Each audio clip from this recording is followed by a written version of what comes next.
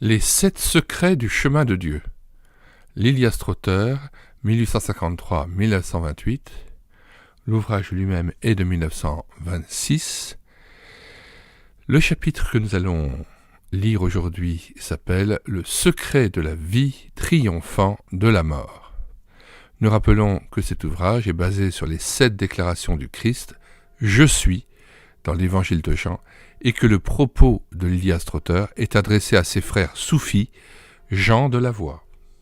Ce livre de Lilias Trotter est donc une réponse aux différents entretiens qu'elle put avoir avec les musulmans tenant de cette branche de l'islam modéré qu'est le soufisme, musulmans avec qui elle s'était entretenue lorsqu'elle passa des années en Algérie comme missionnaire fin du 19e, début du 20e siècle.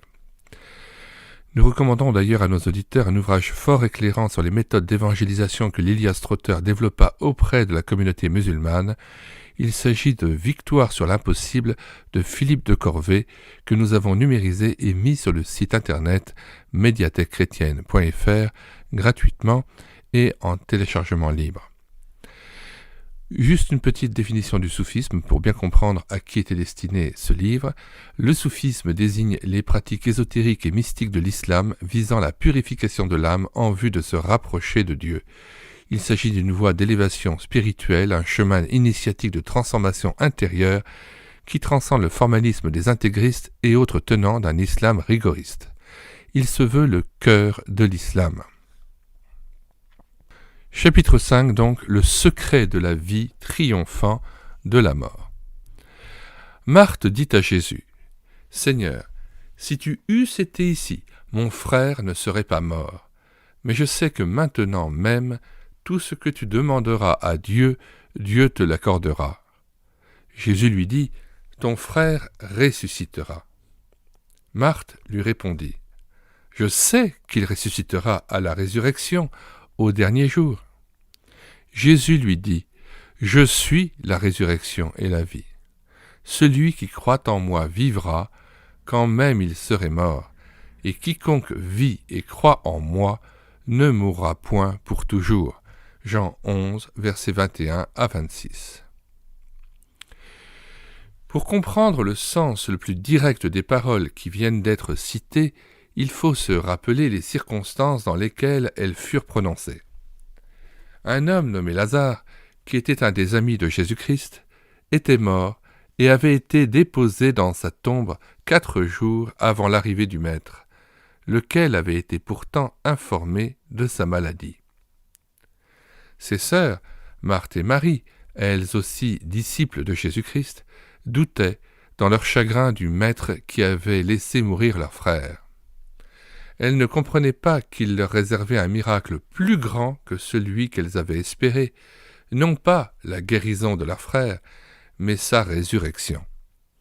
Tout en pleurant avec elles et en partageant leur chagrin, Jésus-Christ savait bien qu'en réponse à sa prière, Dieu allait rendre la vie aux morts. Quand ils arrivèrent au tombeau, Jésus-Christ, en présence de la mort et de la corruption, remercia le Père de l'avoir exaucé et cria à haute voix « Lazare, sors !» Et la mort rendit sa proie. Lazare sortit vivant de sa tombe et reprit auprès des siens sa vie corporelle. Put-il s'affliger de ce que son chemin l'avait conduit à la mort quand il sortit du tombeau dans la lumière de cette journée de printemps et qu'il vit la face de Jésus-Christ? Mais à cette déclaration de Jésus qu'il est la résurrection et la vie, nous trouvons une seconde et plus profonde signification que vous, frères soufis, comprendrez. Les mystères du passage spirituel qui conduit à la plénitude de la vie éternelle sont de ces choses que vous avez un ardent désir de connaître et, dans ce sens spirituel, vous cherchez à mourir avant la mort pour participer ainsi à la vie divine. Si vous êtes en quête de ce passage, c'est que vous voyez bien que la vie naturelle, telle que nous la tenons d'Adam notre Père, ne peut atteindre à la vie de l'éternité, ainsi qu'il est écrit. La chair et le sang ne peuvent posséder le royaume de Dieu, et la corruption ne possédera point l'incorruptibilité. 1 Corinthiens 15, verset 50. Nous constatons à travers toute l'histoire sainte, au jour de Noé, d'Abraham, de Moïse et de Salomon, que chaque nouvelle étape de l'épreuve de l'humanité se termine par un nouvel échec, ce qui prouve que la nature humaine, dans quelque circonstance que ce soit, reste en dessous de tout espoir de renouvellement. Nous connaissons aussi, par l'étude de notre propre cœur, l'inclination naturelle qui nous porte vers le péché. C'est pourquoi vous vous efforcez de trouver un moyen par lequel cette nature mauvaise, avec ses tendances et ses désirs, soit frappée à mort et obligée de lâcher prise, de telle sorte que vous puissiez passer par une nouvelle naissance à une vie qui soit vraiment une vie, à l'exemple de la semence qui doit disparaître et périr pour que la fleur puisse naître et s'épanouir. Si même vous avez essayé de parvenir à ce passage à une autre vie par différentes méthodes de vigilance et de résistance aux passions naturelles, par le jeûne et la solitude, vous êtes obligé de reconnaître que le but n'a pas été atteint, que le désir qui vous porte vers des fins égoïstes et terrestres n'est pas mort en vous, et qu'il s'enflamme tout à nouveau si les circonstances vous obligent à reprendre la vie ordinaire au milieu des hommes. Dieu qui voit vos efforts vous apporte, une fois de plus, un merveilleux secret. Il vous déclare dans l'Évangile qu'il a choisi Jésus-Christ pour ouvrir le passage et donner libre accès à la vie éternelle. C'est lui que Dieu a choisi pour être le nouveau chef de la race humaine, non comme Adam en ce qui concerne la vie corporelle, mais en ce qui concerne la vie spirituelle, ainsi qu'il est écrit. Le premier homme, Adam, a été fait avec une âme vivante, mais le dernier Adam est un esprit vivifiant. 1 Corinthiens 15, verset 45. Il prit sur lui, au tombeau, en sa propre personne, tous les péchés et toutes les fautes de la race du premier Adam, les faisant ainsi disparaître de devant Dieu. Et, quand il brisa les liens de la mort, et sortit vivant du tombeau le troisième jour, Dieu lui fit introduire avec lui dans la vie une race nouvelle, détachée devant Dieu de la vie du premier Adam. C'est lui, dit l'Écriture, qui est le chef du corps de l'Église, c'est-à-dire de son peuple, et qui est le commencement et le premier-né d'entre les morts, afin qu'il tienne le premier rang en toutes choses. Colossiens 1, verset 18. Ceux qui le reçoivent et sont unis à lui par la foi sont traités par Dieu non pas comme des personnes isolées, mais comme des membres du corps spirituel de Jésus-Christ, le dernier Adam, qui est le Seigneur venu du ciel, et ils participent à son éternelle vie. Ainsi passons-nous aux yeux de Dieu, par un acte de foi en lui, de la famille du premier Adam à celle du second Adam, qui est venu pour abolir tout le mal commis par le premier Adam et recouvrer tout ce qu'il avait perdu, afin qu'étant acceptés en son Fils bien-aimé, Éphésiens 1,6, nous puissions subsister devant Dieu. C'est là le premier passage avec lui dans la vie éternelle, accompli par la croix et le tombeau vide de Jésus-Christ. Mais la délivrance qui nous est apportée par Jésus-Christ, la résurrection et la vie, va plus profondément et ne se borne pas au changement de notre situation vis-à-vis de Dieu. Par elle se dévoile vraiment le mystère du passage intérieur de nos âmes de l'ancienne vie d'égoïsme à la nouvelle vie de justice. Vous avez cherché ce passage, frères, en dehors de lui, et vous avez été comme ces voyageurs qui cherchent à atteindre un mirage et le voient s'évanouir dans le sable brûlant quand ils s'approchent de lui. Mais en Jésus-Christ, vous pouvez trouver réellement, et sur le champ, ce que vous cherchez, car l'union avec lui dans sa mort, par la foi, constitue une séparation brusque d'avec le passé, ainsi qu'il est écrit. S'il est mort, il est mort une seule fois pour le péché. Mais maintenant qu'il est vivant pour Dieu. Vous aussi, mettez-vous bien dans l'esprit que vous êtes morts au péché et que vous vivez à Dieu en Jésus-Christ votre Seigneur. Romains 6, versets 10 à 11. Cela signifie que nous devons, par une décision ferme, par la foi, livrer à la mort avec Christ toute la nature charnelle que nous avons héritée du premier Adam, avec ses fins et ses désirs terrestres, l'abandonnant dans son tombeau de tout notre cœur, comme une chose oubliée et délaissée, et faisant tout cela non dans une crise extatique, mais dans une calme soumission à Dieu. Si nous agissons ainsi de notre côté, Dieu agira du sien par un miracle de délivrance, de telle façon que la vie d'égoïsme charnel et les tentations du monde cesseront de nous attirer, que les choses qui avaient de l'empire sur nous perdront leur puissance, et que nos désirs se porteront naturellement vers les choses qui sont de nature céleste. Si donc quelqu'un est en Christ, dit la parole de Dieu, il est une nouvelle créature. Les vieilles choses sont passées, ou on pourrait dire les choses anciennes sont passées, voici toutes choses sont devenues nouvelles. 2 Corinthiens 5, verset 17. Tels sont le vrai passage et la véritable vie éternelle. Tels sont pour le chrétien la perte de toute chose et l'ensevelissement de tout ce qui est en dehors de Dieu. Pour que cette grande vérité occupe une place prépondérante au milieu des principaux enseignements de l'Évangile, et pour qu'il lui soit rendu témoignage par tous ceux qui le reçoivent, Jésus-Christ a institué le rite du baptême par lequel se manifeste la foi de ceux qui font profession de lui appartenir.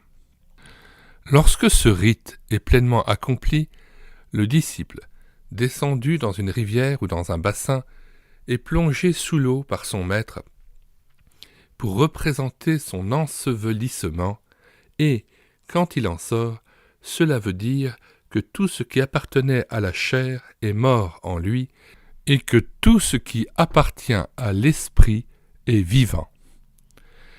Il résulte de cela non pas que le péché nous devient impossible, mais que la victoire sur le péché nous devient possible, même s'il a sur nous un empire absolu, ainsi qu'il est écrit « Grâce soit rendue à Dieu qui nous a donné la victoire par notre Seigneur Jésus-Christ. » 1 Corinthiens 15, verset 57.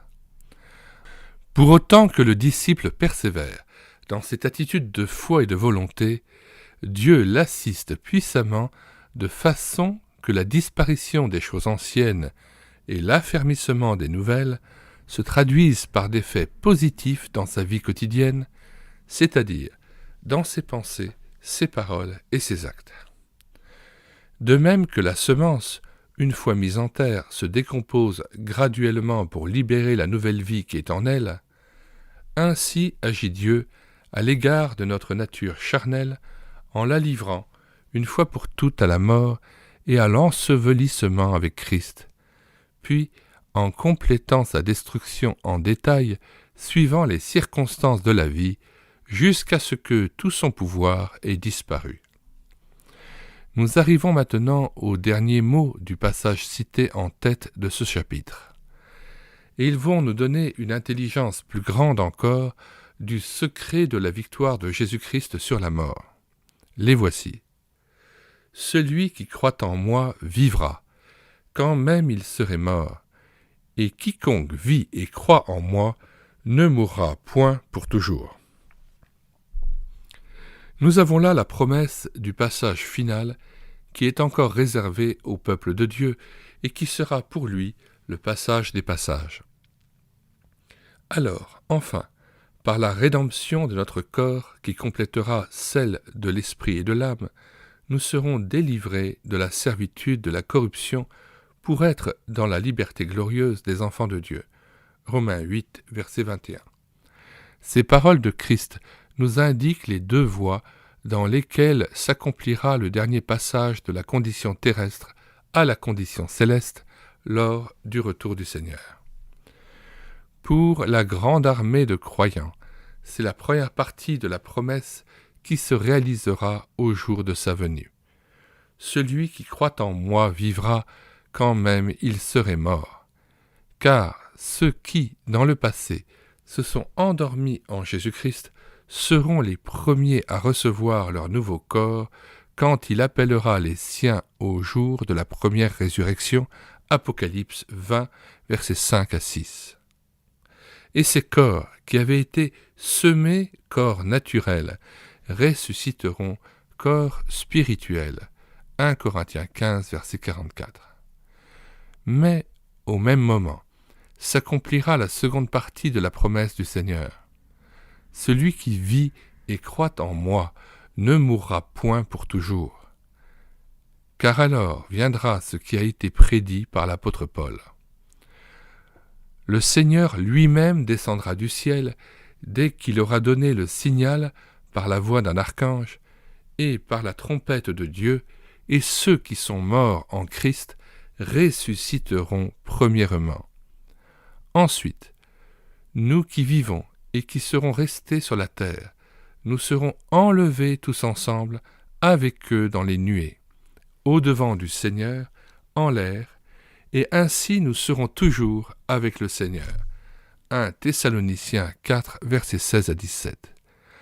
Nous ne serons pas tous morts, mais nous serons tous changés en un moment, et en un clin d'œil, au son de la dernière trompette, car la trompette sonnera, et les morts ressusciteront incorruptibles, et nous serons changés.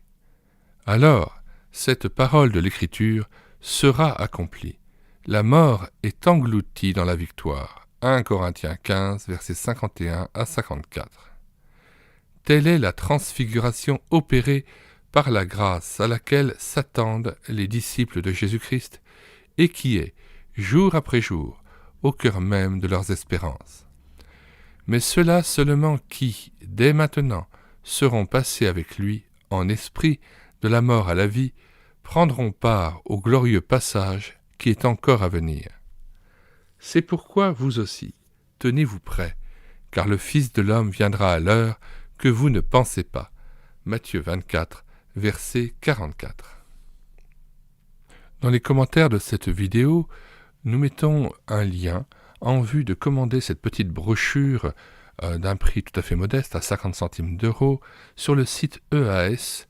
C'est le service de lecture de l'Évangile en langue étrangère. Donc il faut compter en plus les frais de port depuis les Pays-Bas. Moi-même j'en ai fait la commande et j'étais tout à fait satisfait de recevoir cette petite brochure de Lilia Strotter qui était absolument introuvable et très difficile à retrouver tant elle était épuisée et non rééditée. Et comme cette association a pris soin de remettre en vente cette petite brochure, j'ai trouvé bon de pouvoir honorer leurs efforts et de faire la promotion de la vente de cet ouvrage qui est assez précieux parce que finalement il correspond à un projet très précis de Lilia Strotter en lien avec ses efforts d'évangélisation en terre musulmane en Algérie fin 19e et dans un dialogue extrêmement approfondi avec ses frères soufis. Voilà, nous vous disons au revoir et à bientôt.